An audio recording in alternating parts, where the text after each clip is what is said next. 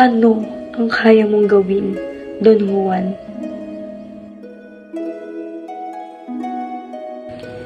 Don Juan, huwag kang mabahala. Hayaan mong tulungan kita. Gagamitin ko ang aking mahika. Makagagawa agad ako ng mga tinapay gamit ang trigo na mula sa aking mama. Gagamitin ko muli ang aking mahika upang hulihin ang 12 negrito at muli itong isilid sa prasko. Huwag kang mabahala, Don Juan. Tutulungan ulit kita sa ikatlong pagsubok. Habang mahimbing na natutulog si Don Juan, ginamit ko muli ang mahika at pinalakad ang bundok at inilapit ito malapit sa bintana ni Haring Saler.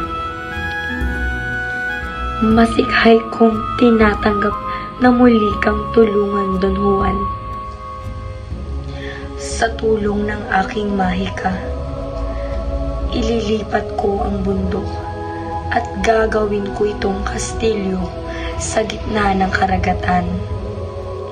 Don Juan, may hihilingin lamang ako sa iyo upang matulungan kita sa iyong ikalimang pagsubok. Tatarin mo ng pinong-pino ang aking katawan at ihagis ito sa karagatan. Ngunit magiging matagumpay lamang ito kung walang matatapong parte ng aking mga katawan. Don Juan, kabilin-bilinan ko sa iyo na huwag kang matutulog at ingatan ang parte ng aking mga katawan. Ngunit anong ginawa mo? Sa kabila na nangyari, hindi pa rin naman kita matitiis. Ngunit sana, isa-isip at isa-puso mo ang mga bilin ko sa iyo. Don Juan, ngunit mangako ka na anuman ang mangyari, kailan may hindi ka titingin o hahanap ng ibang babae habang ika'y nasa palasyo. Ilang araw na ang nakalipas, ngunit wala ka pa rin, Don Juan. Nakalimutan mo na ba ako? Nakalimutan mo na bang may naghihintay sa'yo? Hindi ko matanggap ang ginawa mo sa akin, Don Juan.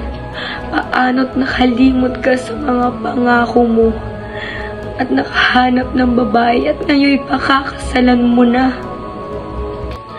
Siguro'y husto na. Sapat na siguro ang mga nagawa ko upang itigil ito. Baka nga, hindi na nga ako ang iyong minamahal.